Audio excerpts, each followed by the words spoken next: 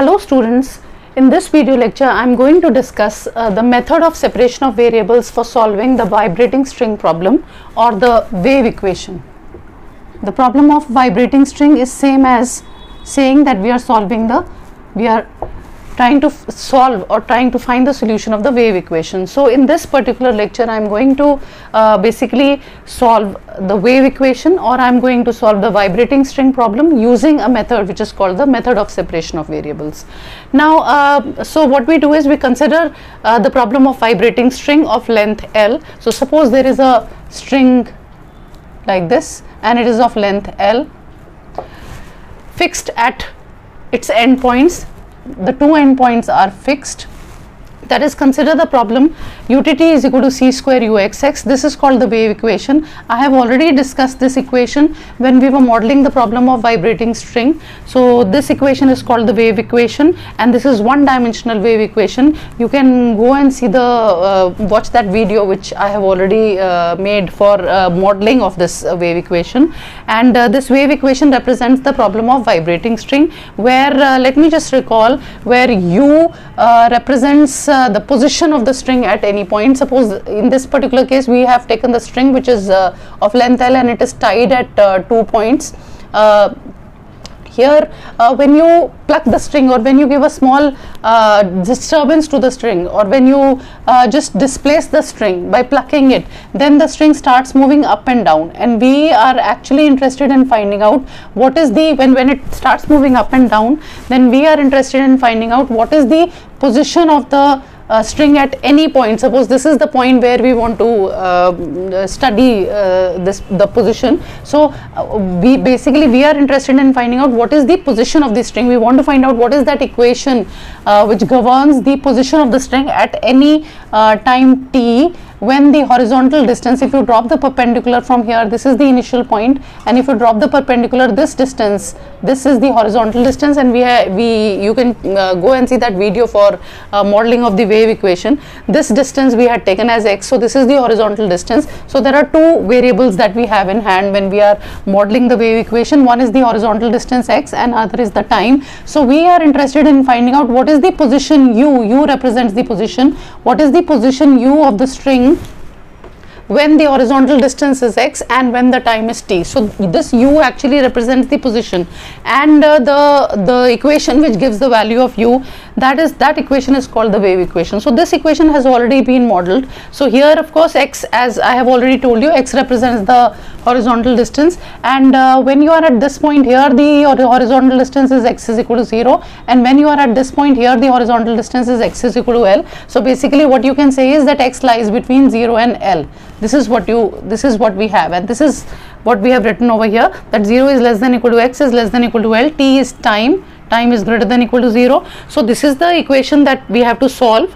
Utt is equal to c square uxx, which is called the wave equation, or this equation represents the problem of vibrating string, where the horizontal distance x lies between 0 and L and time t is greater than equal to 0, subject to the conditions. These are the conditions that you generally take. The first condition is that ux0 is equal to fx. ux0 is equal to fx. Here this variable t, at the second position stands for the variable t, and it has been made 0, which means that we are considering the time t to be 0. So at time t is equal to 0, you want to find out that solution u of this equation, which I have marked as 1. You want to find out that solution of this equation, which is such that when time t is 0, then ux0 must be equal to some given function fx. So this is the function fx which will be already prescribed to you. It will be given to you in the question. So this basically stands for the initial when the time t is equal to 0, then this stands for the, you can say this stands for the initial displacement, because here this u, as I have already told you, is the position, or it is the displacement. So this stands for the initial displacement. Why are we saying initial? Because time t is 0, and displacement because u represents the displacement, or u represents the position. So this is the initial displacement. So ux0 must be equal to fx. 0 is less than equal to x less than equal to L. This condition was already discussed when we discussed modeling of this problem, then this has already been discussed in detail, but just to recall the whole thing again, so that I can come to the main problem, which is the problem of solving this equation and solving this whole problem by the method of separation of variables. Now coming to the second condition, the second condition is that when you differentiate this u partially with respect to time, now this u represents the displacement, and when you differentiate u or displacement partially with respect to time, then by using the concepts of physics, when you differentiate displacement with respect to time partially, what you get is velocity. So ut represents velocity, and here you are taking time as 0, so this is the initial velocity, and you want that the initial velocity must be equal to gx, some prescribed function gx. This will also be given to you. So this so you want a solution u like that, such that when the time t is 0, then the initial velocity must be equal to gx. So this is the second condition. Then so these two conditions are conditions on time. When you are taking time t is equal to 0, this represents the initial displacement, and this represents the initial velocity. And here now coming to the next two conditions, the next two conditions are conditions on x. When x is equal to 0, when x is equal to 0 means that you are at this end. When x is equal to 0 and time t can be anything which is greater than or equal to 0, then you want that u0 t is equal to 0. u0 t is equal to 0 means that the position or the displacement must be fixed. When x is equal to 0, which means that you are at this end, then you want that at any time the displacement must be fixed. It will be 0, it should be 0, which means that this end is fixed. And this is what we were saying, that this is the problem of vibrating string with fixed ends. So this end is fixed. So this is the condition which makes this end fixed. Again coming to this particular end, now when you are at this end, which means that when you are at the end x is equal to L, then you want that the displacement should be equal to 0, which means that the string should not move, it should be fixed. So at both the ends, at the end x is equal to 0 and at the end x is equal to L, the string must be fixed. So these two conditions are conditions on x, and they simply mean that the ends are fixed. So these two conditions are conditions on the variable x, and these two conditions are conditions on the variable t. So these two are initial conditions, these two are boundary conditions. So this is a initial boundary value problem that we have, and this is a initial boundary value problem in which you have to solve the wave equation, and you have to solve the wave equation in such a way so that these two conditions are satisfied. Now there are many ways of solving this problem, this initial boundary value problem. Here of course I have already told you that f is the initial displacement and g is the initial velocity. So this whole problem has been explained already. Now as I was saying, that there are many ways for solving this particular problem, and one of the method for solving this initial boundary value problem, this is called initial boundary value problem, because initial conditions are also there and boundary conditions are also there, and one method of solving this initial boundary value problem is the method of separation of variables, and that is what we are going to discuss in this particular video. So we apply the method of separation of variables to solve the above initial boundary value problem 1 to 5. I have marked these equations as 1, 2, 3, 4, 5, and what you do in the so till here this is the problem that we are going to solve, and now comes the method of separation of variables. Generally when you are solving a problem using the method of separation of variables, this is how you generally proceed. So now we assume that the solution, because u is dependent on two variables x and t, so u is actually a dependent variable, and u depends on two independent variables x and t. So x and t are independent variables which take value independently, and u is a dependent variable which depends on these independent variables x and t. So what you do is that in the method of separation of variables, you assume that the solution uxt is of the form xx into tt. Capital X is a function of small x and capital T is a function of small t, and you assume that the solution uxt is a product of these two, and you are looking for non-zero solutions of this type, or you are looking for non-trivial solutions of this type. I have marked this as 6. Why are you looking for non-trivial solutions? Here if I put u is equal to 0 in this equation on the left hand side and the right hand side as well, then 0 is equal to 0, both the sides will be trivially satisfied. So I am not looking for zero solutions or trivial solutions, which are always the solutions here in this case, but I am looking for non-zero or non-trivial solutions. So I have marked this as 6. And now in short you can write u is equal to xt, where I know that capital X is a function of small x and capital T is a function of small t. So I put u is equal to xt in 1 is this equation. So I put u is equal to xt, and what you get is this xt double dash. Let me just erase this a little so that I can make space for some rough work. So I just put the value u is equal to xt over here, and basically I want to calculate what is utt and what is uxx when you have u is equal to xt. So now utt, if you see, utt is del square u by del t square, which means that you are differentiating u partially with respect to t 2 times.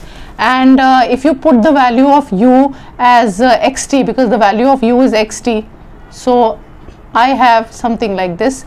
Now x, capital X is a function of small x and capital T is a function of small t. So basically this whole thing comes out to be this is del square. You can explicitly write capital X as a function of small x and capital T as a function of small t, this by del t square. So this means that this particular term, this capital X does not involve any any term involving small t, so you can just it will be treated like a constant. So capital X just comes outside, and here you have del square t by del t square, and now capital T is a function of small t. So this is actually, this partial derivative becomes same as the total derivative. You can write d square t by dt square, because here the partial derivative is same as the complete derivative, just because of the reason that in capital T there is no other variable other than small t. So partial derivative, there is no meaning of partial derivative in this case, just because there is only one variable which is present.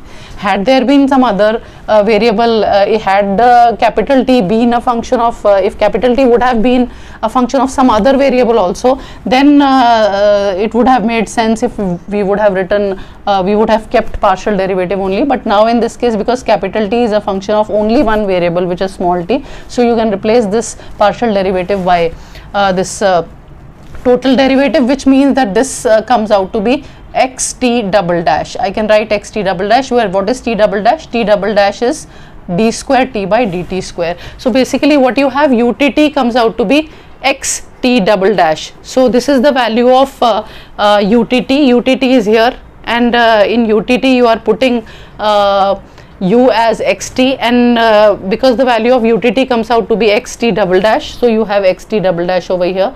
Now let me find out what is the value of uxx. In a similar manner we find out the value of uxx. So uxx, let me again calculate just similarly. Uxx, this is the partial derivative of u with respect to x 2 times, and this is del square xt, because the value of u is equal to xt by del x square. Again, the capital T does not depend on x, small x, so capital T will be treated like a constant, so capital T comes out. So this is del square x by del x square. Again, this capital X is a function of small x only, so this partial derivative can be replaced by total derivative. That is, instead of del square x, I can write d square x by dx square, and this can be written as tx double dash. So this x double dash is nothing but it is the total derivative of capital X with respect to small x, taken the derivative taken 2 times. So this is what we have. Uxx comes out to be tx double dash. So I have just written tx double dash over here, or x double dash t, whatever, it's one and the same. So this whole equation utt is equal to c square uxx, this gets reduced to this particular form, which is xt double dash. Xt double dash is equal to c square as it is, and then uxx is x double dash t. This is the value of uxx. And now just in the method of separation of variables, what we do is we try to just bring the terms of small x on one side and the terms of small t on one side. So here I just x double dash I keep over here, and x I bring to this side, so this gets divided, this x double dash by x, it becomes like this. Then again t I bring on this side, and c square also I bring on this side, so this is equal to 1 by c square t double dash by t. So this is the final form that we have. In the end, this is the final form that we get. X double dash by x is equal to 1 by c square t double dash by t. Now here you can see that this particular equation, in this particular equation, the left hand side, in the left hand side there are terms involving the variable x only, and in the right hand side there are terms involving the variable small t only. So this particular form of equation is called the separable form, because we have been able to separate out the variables, the terms involving small x and small t. So this is the separable form. So here of course we are we have divided by capital X and capital T, because we have that xt is non-zero. So we have that in mind, that capital X and capital T both are non-zero. So this is the separable form which I have marked as 7. This is the separable form of this particular wave equation that we started with in the beginning. Now coming to moving ahead, when you have brought your wave equation in this separable form, how do we proceed further? So this is the separable form that we have got when we had the wave equation utt is equal to c square uxx, and in this wave equation, when you put the value of u is equal to xt, then this is the separable form that we had got. So now x double dash by x is equal to 1 by c square t double dash by t, this we had marked as 7, and we know that xt, this is non-zero. Now if you take a look at this separable form, then you can note that the left hand side of this equation 7, this is a function of the variable small x only, because capital X is a function of small x. So this left hand side that way is a function of this variable small x only, and because we know that capital T is a function of small t, so this right hand side is a function of small t only. So this is so if we have a look at equation 7, then the left hand side is a function of small x only, and the right hand side of this equation 7 is a function of small t only, and the two sides are equal. Now this is possible only when each side equals a constant. So we will equate this equation, because this is a function of x, this is a function of t. So this whole thing is possible. The two sides will be equal only when each side is equal to a constant, and that constant we are calling as lambda. Here this is the constant that we take, and this particular constant is called a separation constant, just because it comes in the separable form. It separates the it separates the equation 7 in terms of a function of x, in terms of a function of terms of a function of small x, in terms of a function of small t. So this is the separable form, and hence the name comes the separable constant. So now when you consider this one, if you consider x double dash by x along with lambda, if you consider this part, then there is one equation that you get, x double dash by x is equal to lambda, and if you consider the right hand side along with the separation constant lambda, then this is the second equation that you get, 1 by c square t double dash by t is equal to lambda. So there are two equations that you get, and now when this equation is simplified, cross multiplying, this comes out to be x double dash minus lambda x is equal to 0. This equation I am marking as 8, and again here when you cross multiply, you have t double dash minus lambda c square t is equal to 0. So just cross multiplying and bringing everything on one side, this one has been marked as 8 and this one has been marked as 9.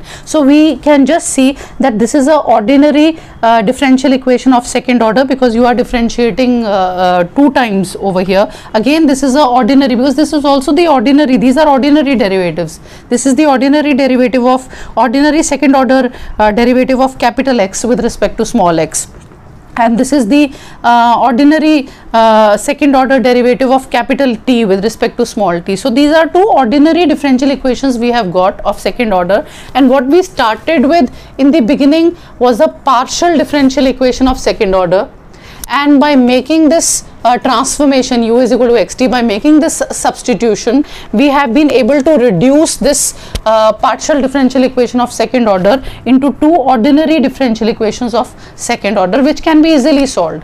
But the point is that when we started with the problem, then we did not have just the second order equation, that is the wave equation, but there was a full problem that we had in hand with us with the initial conditions and boundary conditions. So this was actually the problem that we had. UTT is equal to c square uxx subjected to the conditions that two initial conditions were there, which were conditions on time. Ux0 is equal to fx. Then there was a condition that utx0 is equal to gx. These two are the initial conditions because they are conditions on time.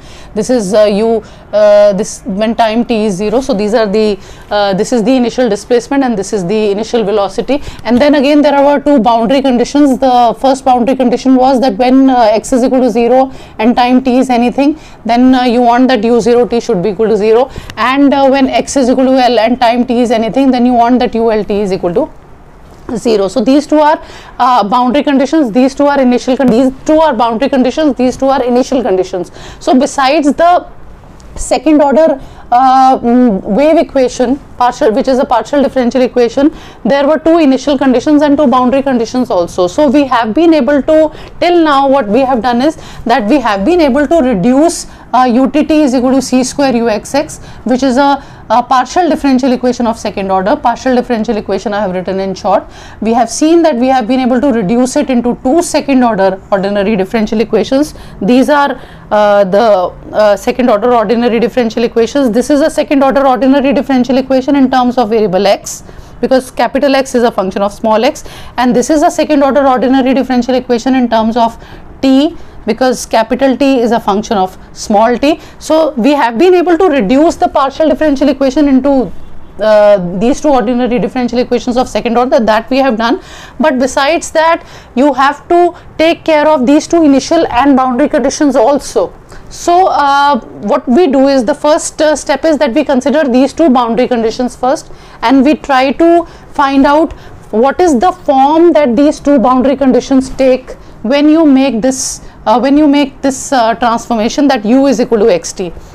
This is the substitution that we have made in the beginning. U is equal to xt, where xx is a function of small x, and t, where capital X is a function of small x and capital T is a function of small t. So with this substitution, what is the form that these two boundary conditions take? So that we want to find out. Now u is equal to xt, this whole thing was marked as 6, and we know that we were looking for a non-trivial solution or a non-zero solution.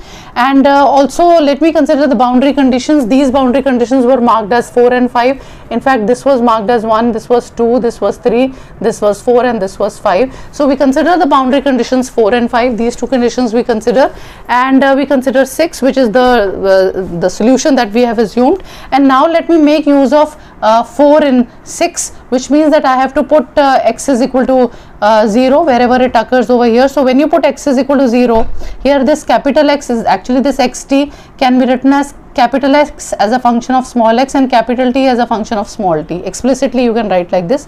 So small x you are putting as 0, so this becomes x0 into tt.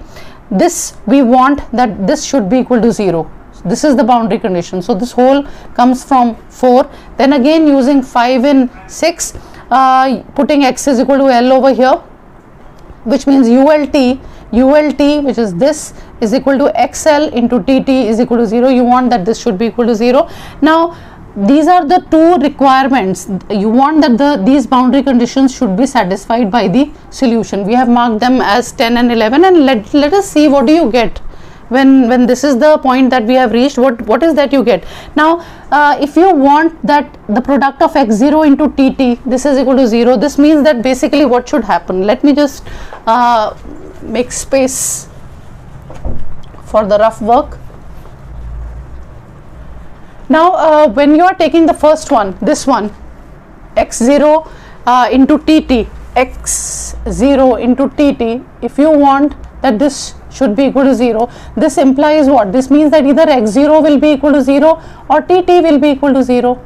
Now if you take tt is equal to 0, if you take this one, tt is equal to 0 for any arbitrary t, suppose this condition is satisfied for any arbitrary t, in that case what would be the effect on this particular solution? U is equal to xt. If you just consider 6 says that u is equal to xt, xx into tt, explicitly I am writing this is 6, and we know that this is non-zero, that we know, keeping that in mind, that we are looking for non-trivial solutions.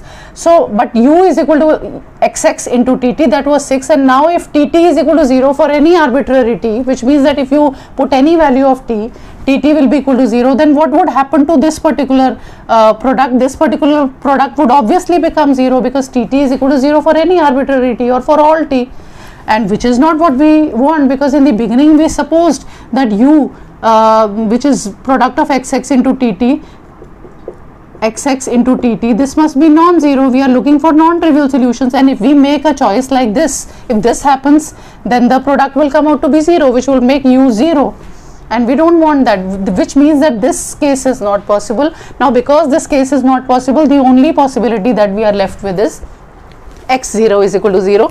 So this is what we have, that because we know that u is equal to xx into tt is non-zero, therefore using 10 we have that this tt cannot be equal to 0, which means that the only possibility that you are left with is x0 is equal to 0. So this we have marked as 12.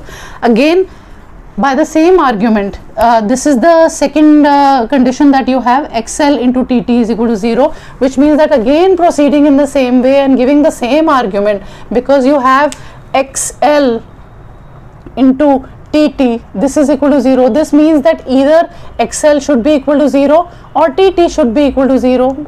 One must happen for the product to be equal to 0. Now if you assume tt to be equal to 0 for any arbitrary t, or if you take any value of t, if you assume that tt is equal to 0 for all t, then this means that if you put this, if you use this fact over here, u is equal to xt, which is explicitly it is xx into tt, then this will be equal to 0, because for any arbitrary t, tt is 0. So this product becomes 0 because of that, because this is 0, and which makes u as 0. But we were looking for non-trivial solutions. In the beginning we assumed that we are looking for non-trivial solutions or non-zero solutions. This means that you cannot take tt to be equal to 0. This can't be 0 for any arbitrary t, which means there is only one possibility, that xl should be equal to 0. So here xl comes out to be equal to 0. So this we have marked as 13. So there are two, from these two boundary conditions 4 and 5, which were given in the original problem, we have been able to get new conditions, and the new conditions are capital X0 is equal to 0 and capital X of L, this is equal to 0. So basically the original problem, in the original problem which we started with in the beginning, the original problem was utt is equal to c square uxx subject to two initial conditions, that the initial conditions were ux0 is equal to fx, this is the initial displacement, utx0 is equal to gx, this is the initial velocity, and the boundary condition, these are two initial conditions, there were boundary conditions u0t, this is equal to 0, and ult, this is equal to 0. So using this one, this and this, we have got three new equations. From the wave equation we have got basically two ordinary differential equations. We have got from this partial differential equation of second order, there are two ordinary differential equations, these are the two ordinary differential equations. Then from this one we have got this x0 is equal to 0, and from this boundary condition we have got this. So now what I'll do is, in the next step is that I will, because there are two ordinary differential equations that we have got, so we are going to separately solve them. We are going to separately find out the value of capital X from here, and we are going to separately find out the value of capital T from this ordinary differential equation, and then once we get their value we are going to substitute over here u is equal to xt, and here then you will get the solution which you were looking for, which will satisfy all the initial and the boundary conditions. But right now since we have not considered the initial conditions so far, and right now what we have considered is just the boundary conditions, and the boundary conditions are coming out to be functions of small x, because capital X is a function of small x. So what we do is we consider this particular ordinary differential equation, and we are going to solve this ordinary differential equation subject to these two conditions. After we are done with that, done with this whole thing, then we will concentrate on this particular ordinary differential equation, and we will also consider the initial condition. So our problem has in a way got divided in two parts. the first part I am going to do right now, which means that I am going to solve this ordinary differential equation of second order with respect to these two conditions, and I will find out the value of capital X. In the second part, I am going to solve this ordinary differential equation and I am going to get the value of t, and also I will consider the initial conditions. Then finally, what we will have in hand is the value of capital X and capital T, which we will substitute over here in u is equal to xt, and that will finally give us the solution. So now I start with the first part of this problem, in which I just consider a system of ordinary differential equation in which you are given an ordinary differential equation subject to these two conditions. So that is the first part of this problem. Okay, so let me consider the system of ordinary differential equation which we have to solve. Now here the first equation is x double dash minus lambda x is equal to 0, which is equation 8, subject to two new boundary conditions which we have just obtained previously, and these conditions are x0 is equal to 0, xl is equal to 0. We have marked these boundary conditions as 12 and 13. These are two actually equations which we have obtained from boundary conditions. So these are the new equations. Now we want to find out the value of capital X, and we are looking for a non-zero value of capital X. So we want to find out that value of the constant, the separation constant lambda, which gives me a non-zero or a non-trivial solution for capital X. And why are we looking for a non-zero solution or a non-trivial solution or a non-zero value of capital X? Because we are interested in a non-zero value of u. U is the solution that we are trying to find out, and we are interested in non-zero or non-trivial solution, and we know that the value of u is equal to xt. So we are actually looking for u to be non-zero, this xt, this product must be non-zero, and for this product to be non-zero, x and t both must be non-zero. So we are basically looking for a non-zero or a non-trivial value of capital X. So we want to find out what is that value of the separation constant lambda which gives me a non-zero or a non-trivial value of capital X. So we consider the three possible cases. There are three possible values of lambda which are there. One possibility is that lambda can be greater than 0, the other is lambda is equal to 0, and the third and the last possibility is that lambda can be less than 0. So let me consider the case 1 when you have lambda is greater than 0. Now when you are taking lambda to be greater than 0, just let me consider this ordinary second order differential equation, writing x double dash minus lambda x in this form, d square x by dx square minus lambda x is equal to 0, because x double dash means that we are differentiating capital X 2 times with respect to small x. So x double dash is same as writing d square x by dx square minus lambda x is equal to 0. Now this d by dx, this differential operator, is generally represented by capital D. So you can write this equation which we have marked as 14 in a different form like this, d square x minus lambda x is equal to 0. Again you can write this particular equation again in the form d square minus lambda in bracket x is equal to 0. In a way, I mean, this is also an operator, this is operating, this is the differential, this is a term expression involving the differential operator d, and this is acting on capital X. So this is equivalent to saying in a layman's language that we have taken x common.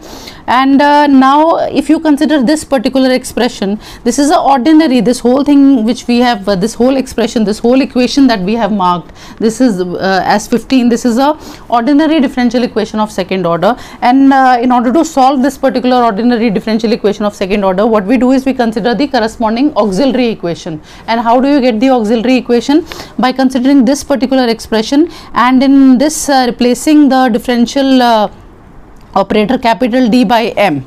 So this is what we do in this expression, we replace d by m, and this is the auxiliary equation that you have corresponding to this expression d square minus lambda. I have m square minus lambda is equal to 0, and here for this auxiliary equation I try to find out the roots of the auxiliary equation, which means that I try to find out the two values of small m. So here lambda can be written as under root of lambda square, so square root and square I am writing. So this is m square minus under root of lambda square is equal to 0, and these are the two values of m that you have. M is equal to plus minus under root of lambda. Now once you have obtained two real and distinct values, these are distinct values and they are also real because lambda is greater than 0. So these are two real and distinct values of small m that we have. Corresponding to these two real and distinct values, the general solution of this whole differential equation, this or this or this, all these are equivalent, can be written as capital X, because we were trying to solve capital X. Capital X is equal to the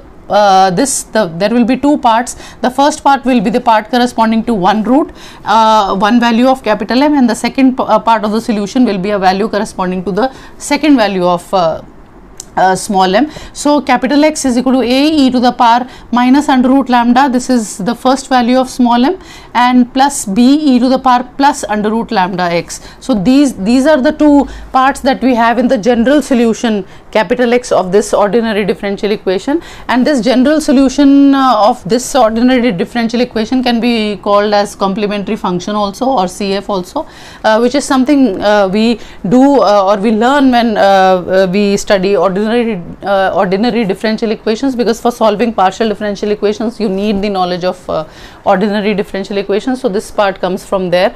Now where a and b are arbitrary constants, now here the values of a and b are unknown till now, but these values can be determined by making use of these two conditions given by 12 and 13. So now here capital X, if you write capital X is explicitly, it can be written as x capital X as a function of small x, and now I use this particular condition, that is I use 12 and 16, this equation we have marked as 16. So small x I put as 0, when you put small x as 0, so x 0 is 0, so this 0 comes from here, and when you put small x is equal to 0 everywhere, so this term would become e to the power 0, which is 1 in both the cases, and here we are left with a plus b. So this is the expression that you have, 0 is equal to, this is the equation that you have, 0 is equal to a plus b, which comes by using 12 and 16.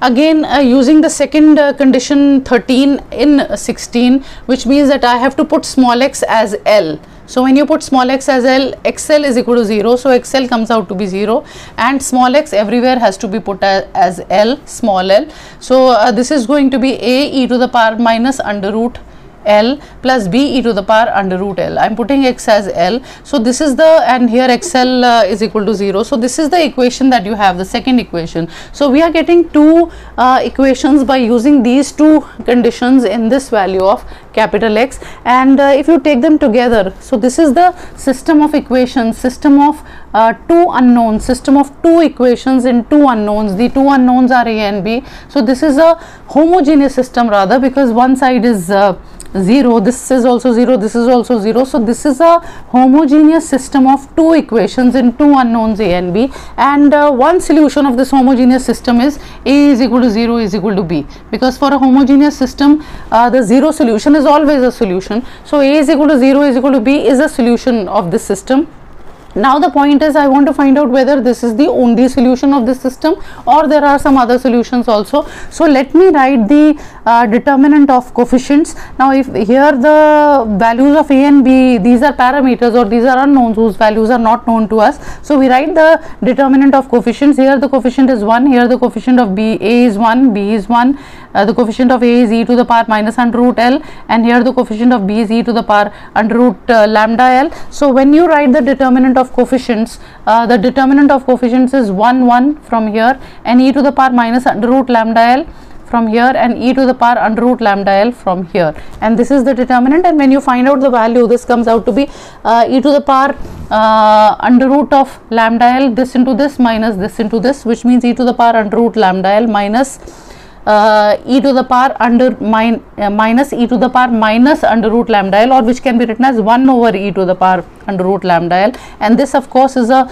non-zero expression because these two terms are two terms are not equal. These two are not equal. In fact, why are they not equal? Why is the value not equal to 0? Because we know that L, which is the length of the string, is not equal to 0, and as far as lambda is concerned, that is also not equal to 0. So in fact lambda is greater than 0 over here. So this whole thing is a non-zero expression. The power, the term in the power, and here also the term in the power is a non-zero expression, which makes this a non-zero expression. So this value is a non-zero value, which means that the determinant of coefficients is non-zero, and whenever the determinant of coefficients whenever the determinant of the coefficient matrix, that is non-zero, then the system has a unique solution, which means that this system should have a unique solution. But since the zero solution is already a solution of this system, this means that this is not only a solution of this system, but this is the only solution of this system.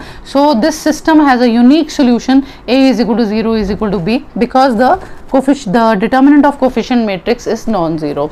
So now we have got the value of capital A and capital B, which were arbitrary constants till now, but now we have got their value, and just using these values of A and B over here in 16, the value of capital X, because A is equal to 0 is equal to B, so 16 implies that capital X is equal to 0, but this value of capital X is not acceptable to us, because we were not looking for zero values of capital X, we were rather looking for non-zero values or non-trivial solutions for capital X, because we are interested in a non-trivial solution, U, and U we know is xt. So we want non-trivial or non-zero values of U, and if capital X becomes 0, then this whole product will be 0, consequently U will be 0, and I am not interested in the solution U is equal to 0. This means that this particular solution X is equal to 0 is of no interest to us, and this means that this case is actually not giving us anything fruitful. And what is this case? This case is the case when you have lambda is greater than 0. So this case is not giving us a suitable value of capital X which can give us a non-trivial solution, which means that this case is disposed of. We are not interested in this case. So now we will concentrate on the other values of lambda. Lambda is equal to 0, lambda is less than 0, and let us try to find out if these cases are of interest to us or not. So now we consider case 2. Now case 2 is the case when you have lambda is equal to 0. So again we consider the differential equation 8, which is x double dash minus lambda x is equal to 0. Now when you put lambda is equal to 0, then this part goes off and we are left with x double dash is equal to 0. Now x double dash is the second order derivative of capital X with respect to small x. So we get this is the expression that you have. Instead of writing x double dash, you can write d square x by dx square is equal to 0. Now integrating, when you integrate once, then you have dx by dx is equal to a, where a is an arbitrary constant. Again integrating again once again so as to get rid of this differential operator. So we get when you integrate, you get x is equal to ax, this is the integral of the first term, plus b, where b is an arbitrary constant. So these two equations we have marked as 18 and 19. So this is the final equation that you have after integrating twice. Now there were two conditions that we had with us: x0 is equal to 0, which was equation 12, and xl is equal to 0, which was equation 13. So let me make use of these two conditions. When you use x0 is equal to 0 over here, now here capital X is a function of small x, and when you put small x is equal to 0 over here, then you have x is equal to 0 over here, and this is x0 is equal to 0. Here x0 is equal to 0, and this part becomes 0. This part is 0 over here. X0 is equal to 0, and here x is equal to 0. This part goes off, and you get b is equal to 0. So the value of the arbitrary constant b comes out to be 0, and then again b is equal to 0. Again I put over here.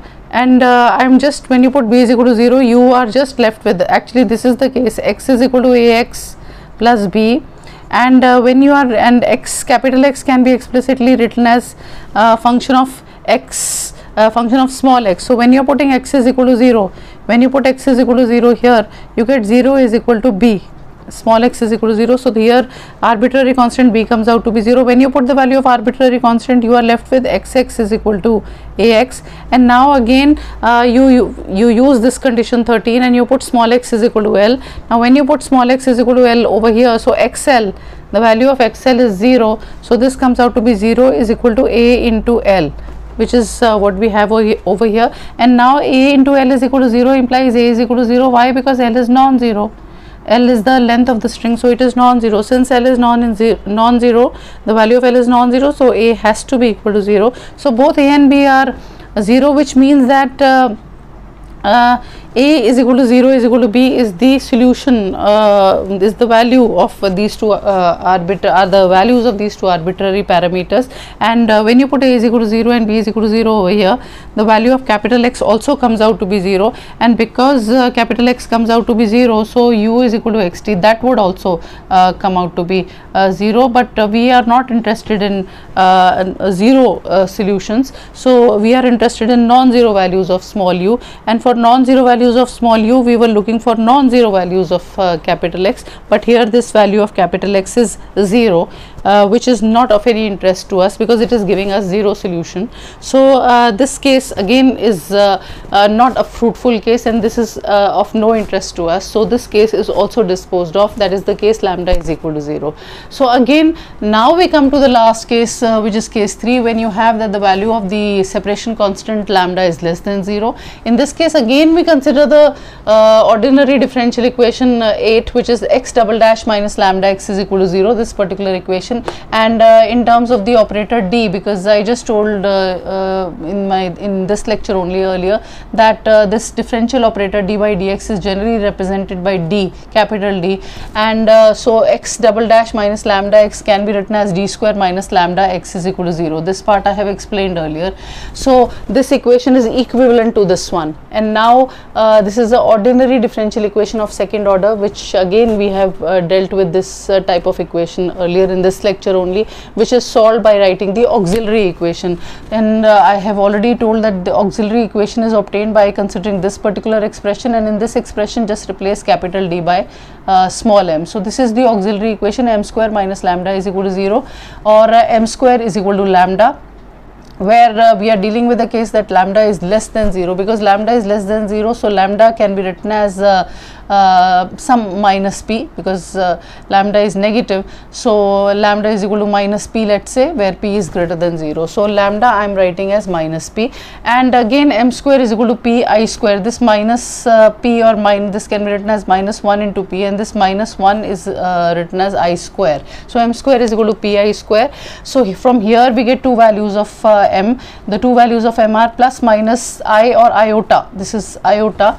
And m is equal to plus minus iota under root p. These are the two values, and now writing these two values in the form of a complex, proper absolute complex number with real and imaginary part. So this is the real part, that there is no real part, so real part is 0, and the imaginary part is, the imaginary value over here is under root of I under root p. So this is the imaginary part. So now when the roots or the values of m are complex, as in this case they are complex conjugates, one value of m is 0 plus I under root p, and the other value is 0 minus I under root p. I is iota. So whenever the values of the roots of the auxiliary equation are complex conjugates, as in this case, then this is the corresponding solution that we have. Capital X is the function that we were trying to solve, its value we were trying to find out. So capital X is equal to e to the power 0x, the real part, this is e to the power 0x, into a cos under root px, this is the imaginary part, plus b sine under root px. So this is the real part, this is the imaginary part. So again here a and b are arbitrary constants. This rule is actually learnt when when we deal with ordinary differential equations. So this is a way of solving ordinary differential equations when the auxiliary equation has complex roots. So x comes out to be e to the power 0x is 1, a cos under root of minus lambda x plus b sine under root of minus lambda x. Here the value of lambda is minus p, so p comes out to be minus under root minus lambda, so p is equal to minus lambda. So we can just substitute the value of p as minus lambda. So minus lambda I have written instead of p.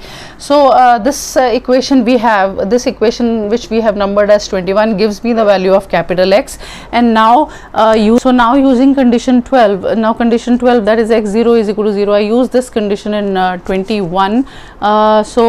Which means that I have to put small x as 0. So when you put small x as 0, this will be cos 0, which is 1. So x is equal to a.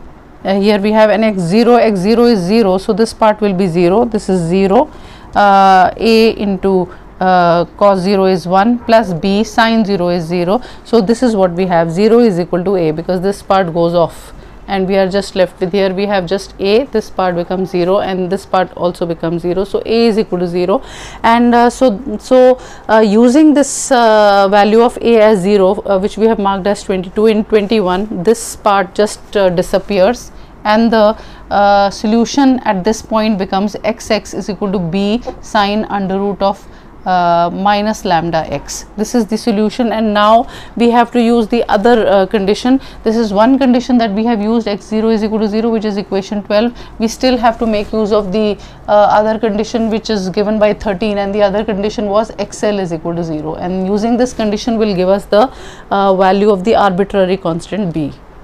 Okay, so using this condition x0 is equal to 0, which has been marked as 12, in 21 was the solution, the value of x, which is a cos under root minus lambda x plus b sine under root minus lambda x.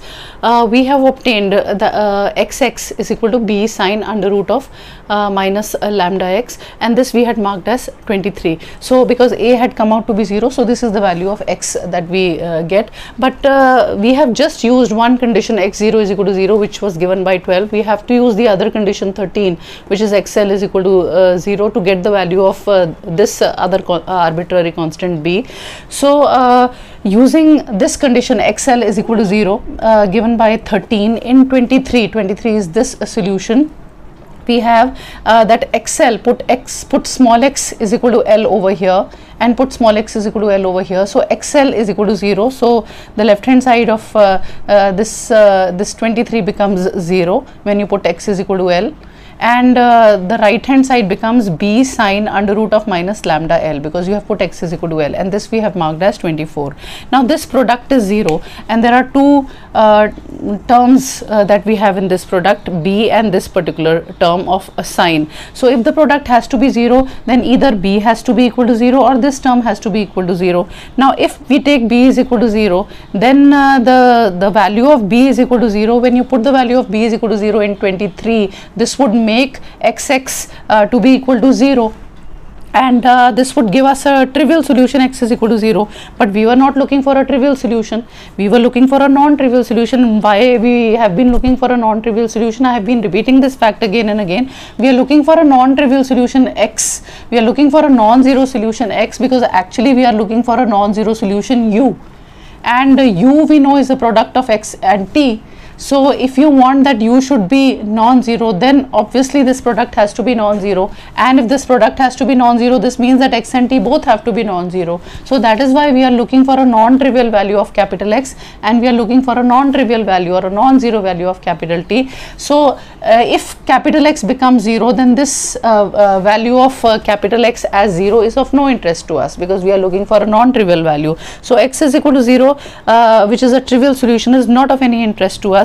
So if you consider this possibility that b is equal to 0, then that would lead to a trivial solution or a zero solution, and we are not interested in a zero solution, we are not interested in this. So you cannot take b is equal to 0, which means that the only possibility left is that sine under root of minus lambda L, this should be equal to 0. So for a non-trivial solution xx, it is required that b should be not equal to 0. Therefore 24 gives, since b is non-zero, so this has to be equal to 0. So sine under root of minus lambda L, this is equal to 0, and from here whenever sine theta is 0, then theta, this implies is equal to n pi, where n can be 0, plus minus 1, plus minus 2, and so on.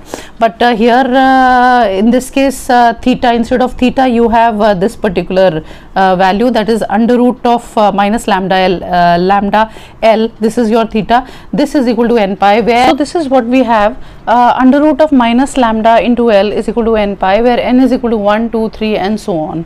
Now here we are not taking n to be equal to 0, also we are not taking n to be minus 1, minus 2, minus 3, and so on. Now why are we not taking n to be equal to 0? Because if you take n to be equal to 0, then n pi would become equal to 0, and so because the right hand side is 0, so the left hand side would also be 0, which would mean that under root of minus lambda into L this would be equal to 0, but this is a non-zero expression. Why is this a non-zero expression? Because L, which is the length of the string, that is non-zero. Also we are dealing with case 3, which is the case when you have that lambda is less than 0, and lambda in fact we had taken to be minus p, where p is greater than 0. So as far as minus lambda is concerned, minus lambda is equal to p, and this is greater than 0. So minus lambda is a number which is greater than 0. So as far as this is concerned, if you take the under root of this, then the under root of this is a non-zero number, which means that this product under root of minus lambda into L, this is very much non-zero. So you can't take n to be equal to 0. So we are not taking n to be equal to 0. Also we are not taking the negative values of n, which means that I am not taking n to be minus 1, minus 2, minus 3 and so on. So why we are not taking negative values, that we will discuss in the end when I reach the end of the whole this particular video. Now when you take under root of minus lambda into L to be n pi, then the value of under root of minus lambda comes out to be n pi by L, taking L in the denominator. And now in the right hand side, for every value of n that you take, because n varies from 1, 2, 3 and so on, so for every value of n that you take, you get a corresponding value of lambda, which means that there is not one value of lambda that you obtain.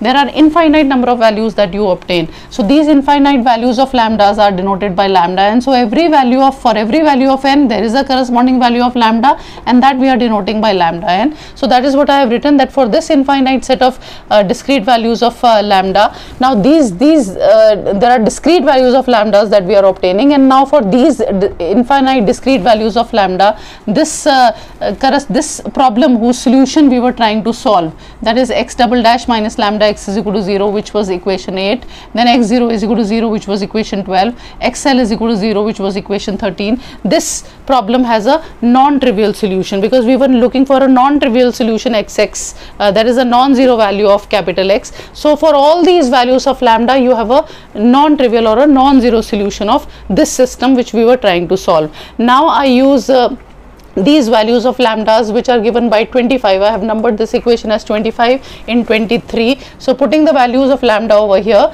xx comes out to be equal to b sine under root of minus lambda n. Instead of lambda I write lambda n x, where under root of minus lambda n is equal to n pi by L, and again xx is equal to b sine the value of under root of minus lambda n is n pi by L. So I replace this under root of minus lambda n by n pi by Lx, where n varies from 1, 2, 3 and so on. So these are the values of value of x that you obtain. Now again, as I remarked earlier, that for every value of n, there is not one value that we are taking for n. N varies from 1, 2, 3 and so on. So for every value of n, you will have a corresponding arbitrary constant b, and for every value of n and for every arbitrary constant, you will have a corresponding value of capital X. This means that there is not one value of capital X that you obtain, but infinite number of values of x that you obtain, or discrete values, infinite discrete values of capital X that you obtain, and we are denoting those discrete infinite solutions, non-trivial solutions, by x and x, and these arbitrary constants we are denoting by bn, where bn is the arbitrary constant corresponding to a given value of n. So these are the final solution. This is the final solution of the problem that we were trying to solve. The problem consisting of 3 equations, 8, 12 and 13. So these final solutions are given by x and x is equal to bn sine n pi by L into x, where n is equal to 1, 2, 3 and so on, and here bn's are arbitrary constants. And now once we have obtained these non-trivial solutions of the problem that we were trying to solve, now coming back to that point which we had left over here, that we are not taking negative values of n, we are not taking n to be minus 1, minus 2, minus 3 and so on, because even if you take n as negative, even if you take n as minus 1, minus 2, minus 3 and so on, so since we know that sine of minus theta is minus sine theta, so this minus sign, for every negative value of n, this minus sign will come out, and this minus sign will get absorbed with the arbitrary constant. So only the arbitrary constant is the one which will get affected, but the form of the solution as such will not change, it will remain the same. This means that these negative values minus 1, minus 2, minus 3 etc. are not giving any new solution. Only the solutions which are obtained are actually the same which are obtained when you take n is equal to 1, 2, 3 and so on. So this taking negative values n as 1, minus 1, minus 2, minus 3 and so on, that would be superfluous. There is no need of taking negative values. So that is why we don't take negative values, we just take positive values, and also we don't take n to be equal to 0. So this is the final solution, that you have x n x is equal to bn sin n pi by lx of this problem that we were trying to solve. So this is one part of the problem that we have done. We were looking for non-trivial values or non-zero values of x, which we have found out. Now in the next part, in the next part of the problem, which will be covered in the next video, that in that part, we will be finding out the non-trivial values of capital T. So once you have found out the non-trivial values of capital T and the non-trivial values of capital X, then the product of x and t, that would give you u, because u is equal to xt, and that would give you the non-trivial solution that we are looking for the given initial boundary value problem that we took in the beginning. So this is the end of the first part of the problem.